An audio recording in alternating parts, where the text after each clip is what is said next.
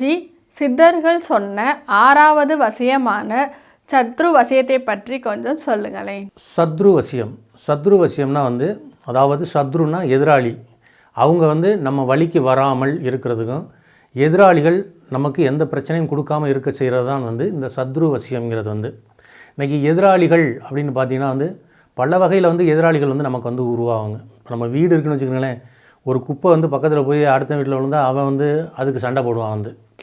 இந்த மாதிரியான எதிராளிகள் உருவாகுங்க. நம்ம ஒரு அலுவலகத்தில் வேலை பார்க்குறோன்னு வச்சுக்கிறோங்களேன், ஒரு ஆஃபீஸில் வேலை பார்க்குறோம். அங்கே நமக்கு பிடிக்காதவர்கள் என்ன பண்ணுவாங்க, மேனேஜர்கிட்ட போய் போட்டு விடுவாங்க. இவங்க சரியில்லை, அது இல்லை, எதாவது சொல்லி நம்மளுடைய ப்ரொமோஷன்லாம் டவுன் பண்ணுவாங்க.